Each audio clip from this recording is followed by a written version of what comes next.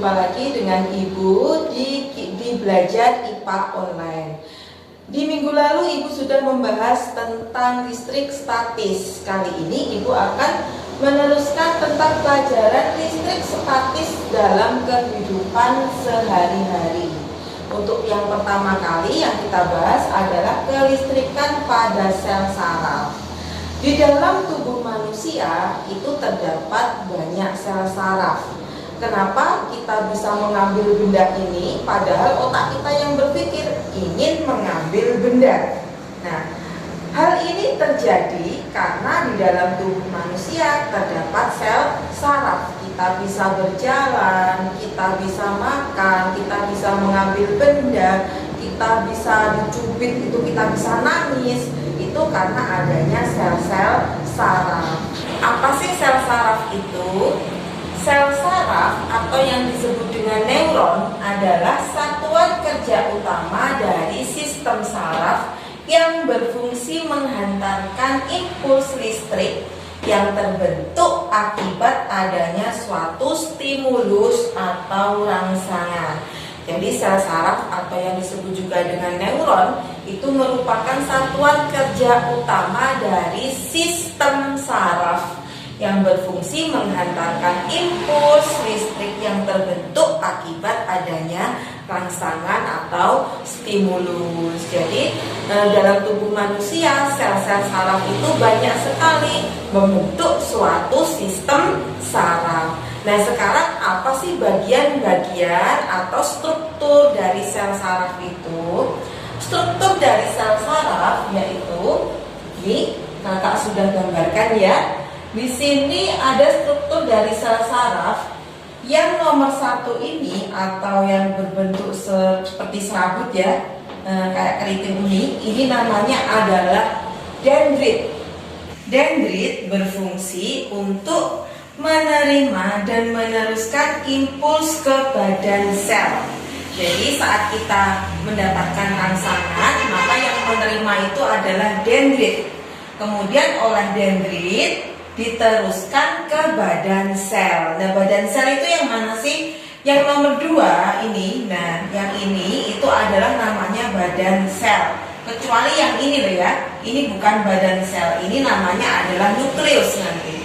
Nah, nomor 2 badan sel ini berfungsi untuk menerima impuls dari dendrit meneruskan ke akson. Jadi setelah dendrit menerima rangsangan itu diteruskan ke badan sel. Kemudian oleh badan sel diteruskan ke akson. Kemudian yang nomor 3, nah yang ini panjang ini. Panjang ini namanya adalah akson. Nomor 3 ini adalah akson. Apa fungsi dari akson itu? Akson disebut juga dengan neurit. Itu fungsinya adalah meneruskan impuls dari badan sel ke sel saraf yang lainnya. Jadi di sini akson itu menerima impuls, kemudian meneruskan dari badan sel ke sel saraf yang lainnya. Karena sel saraf itu ada banyak ya. Dari sel saraf satu ke sel saraf yang lain itu fungsi dari akson, yaitu meneruskan impuls dari sel saraf satu ke sel saraf yang lain.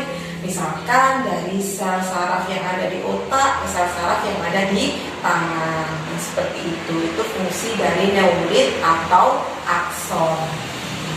Kemudian yang nomor 4, buletan kecil ini namanya adalah nukleus atau inti sel. Dan jelas ya, kalau nukleus atau inti sel itu fungsinya selalu mengatur seluruh kegiatan sel. Jadi merupakan bos di sini ya, nukleus itu adalah bos dari sel. Fungsinya mengatur kegiatan sel. Kemudian yang nomor 5, ini nomor 5 seperti baju ini ya. Jadi diselubungi, akson diselubungi. Ini namanya adalah selubung mielin. Selubung mielin yaitu fungsinya adalah untuk melindungi akson dari kerusakan yang dihasilkan oleh sel Schwann. Jadi merupakan pelindung. Jadi di sini kata kuncinya selubung myelin atau selaput myelin itu adalah melindungi atau sebagai pelindung gitu ya. Kalau nukleus tadi mengatur kegiatan sel, kalau selubung myelin melindungi ya. Kemudian yang ini namanya selubung sel. Di dalam selubung sel bulat-bulatan kecil ini namanya adalah nomor 7 sel squam. Apa sih fungsi dari sel squam ini? Sel squam itu fungsinya adalah menyediakan suplai makanan. Jadi ada yang menyediakan suplai makanan juga, yaitu sel squam. Menyediakan suplai makanan bagi metabolisme akson dan membantu regenerasi dari akson. Jadi menyediakan makanan itu fungsi dari sel squam ini ya, nomor 7. Kemudian akson yang tidak dibungkus oleh selubung myelin atau selaput myelin ini, nomor 6 dia, yang tidak diselubungi oleh selaput ini namanya adalah nodus Ranvier, nomor 6 ya. Kalau nomor 7 tadi namanya sel squam, nomor 6 adalah nodus Ranvier. Selaput ini namanya adalah selaput myelin. Jadi harus hafal ya di sini bagian-bagian dari sel saraf. Nomor 6 disebut dengan nodus Ranvier, yaitu suatu tempat terjadinya tarik-menarik muatan. Jadi tarik-menarik antar muatan itu terjadi di nodus Ranvier. Nah, di sini loh terjadinya listrik statis di dalam sel saraf. Jadi sel saraf itu ternyata juga banyak ion-ionnya gitu ya. Jadi termasuk sifat kelistrikannya. Kemudian nomor 6 nodus Ranvier yang paling akhir ini namanya adalah terminal akson. Jadi yang paling akhir itu adalah terminal akson.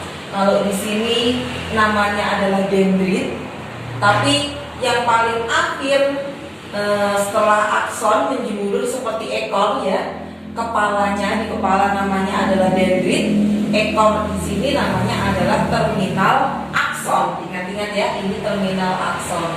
Nah, di terminal akson itu terdapat sinapsis. Sinapsis fungsinya adalah meneruskan impuls menuju ke sel saraf atau neuron lainnya. Jadi di sini antara sel saraf yang satu dengan sel saraf yang lain itu dihubungkan dengan sinapsis. Ini sel saraf yang satunya, kemudian dihubungkan dengan sinapsis antara sel yang lainnya. Jadi sel saraf itu saling berhubungan antara satu dengan yang lainnya. Di dalam sel saraf dalam otak, sel saraf dalam mata, sel saraf di dalam tangan, kemudian dalam kaki itu saling berhubungan. Karena itu kalau kita sakit pasti yang merasakan di seluruh tubuh karena sel saraf itu saling berhubungan antara satu dengan yang lainnya. Kemudian di sini caranya mengingat-ingat, ini adalah kepala, kemudian ekor, sinapsis, kepala, ekor, sinapsis, kepala, ekor, sinapsis. Jadi saling berhubungan begitu terus, kepala, ekor, sinapsis, kepala, ekor, sinapsis. Jadi gitu ya. Jadi yang menghubungkan itu antara ekor dengan kepalanya. Nah, ini namanya adalah sinapsis. Kemudian bagaimana sih cara kerja dari sel saraf itu? Cara kerja sel saraf yang pertama adalah kita harus paham di seluruh tubuh manusia itu terdiri dari banyak sel saraf. Kemudian kumpulan-kumpulan sel saraf itu membentuk sistem saraf. Jadi antara sel saraf yang satu dengan yang lainnya dan berjuta-juta sel saraf itu membentuk sistem saraf. Sistem saraf yang ada di kepala, yang ada di mata, yang ada di tangan. Contohnya ketika otak kita ingin menggerakkan jempol, maka sistem saraf yang ada pada otak meneruskan impuls ke sistem saraf yang ada pada tangan kita. kita, yaitu pada jempol. Nah, seperti itu seterusnya. Impuls itu apa sih di sini? Impuls itu adalah muatan listrik yang menjalar di sepanjang sel saraf karena adanya rangsangan. Jadi, di sini di sepanjang sel saraf itu mengandung ion-ion dan mengandung impuls yang berupa aliran listrik. Nah, bagaimana sih di sepanjang sel saraf itu bisa mengandung ion-ion? Yang pertama itu tadi prosesnya adalah dari dendrit, kemudian impuls itu diteruskan ke badan sel. Setelah impuls diteruskan ke badan sel, oleh akson diterima dan diteruskan sampai menuju ke terminal akson dan melalui sinapsis akhirnya menuju ke sel saraf lain. Nah, di sini di sel saraf inilah terjadi kumpulan ion-ion dan membentuk suatu impuls. Jadi inilah sifat kelistrikan dari sel saraf. Ion-ion pada sel saraf. Sifat kelistrikan yang dapat ditemukan mengalir dalam sel saraf berupa ion-ion. Bagian luar membran sel mengandung ion positif Na+ dan ion negatif Cl-. Sedangkan bagian dalam membran sel saraf mengandung ion negatif Cl- dan ion positif K+. Selain kelistrikan pada sel saraf manusia, sifat kelistrikan juga dapat ditemukan pada beberapa hewan. Ada hewan yang mampu menghasilkan listrik serta ada hewan yang mampu memanfaatkan arus listrik. Contohnya ikan belalai gajah, ikan pari listrik, dan hiu kepala martil. Ikan belalai gajah. Ikan belalai gajah memiliki organ khusus di bagian ekor tersusun atas sel yang mampu menghasilkan listrik disebut dengan elektroplaks. Pada saat istirahat, bagian dalam sel elektroplaks menghasilkan muatan listrik negatif, sedangkan bagian luar menghasilkan muatan listrik positif. Saat mendapatkan rangsang, akan terjadi kontraksi otot yang mampu memacu terbentuknya arus listrik lemah pada ototnya. Hewan yang kedua adalah ikan pari listrik. Ikan pari mampu menyengat mangsa jika berada dalam keadaan terancam. Ikan pari mampu mengatur tegangan listrik dengan cara memproduksi listrik pada bagian kepalanya.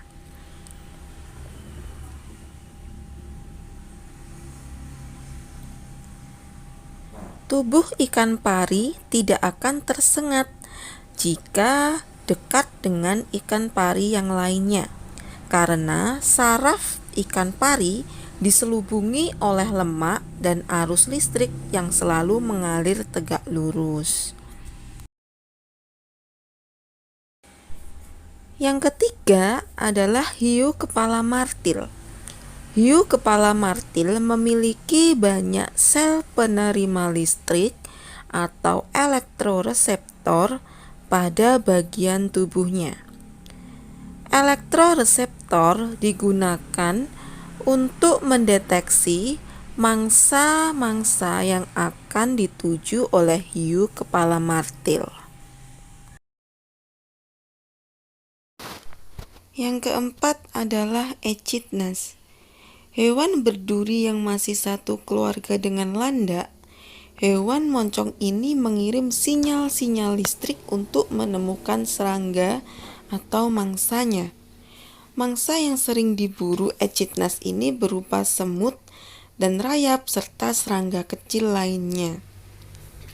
Elektroreseptor echidnas terus-menerus dibasahi agar lebih mudah untuk mengantarkan listrik. Hal inilah yang menyebabkan kebanyakan hewan yang memiliki sistem elektroreseptor berasal dari perairan.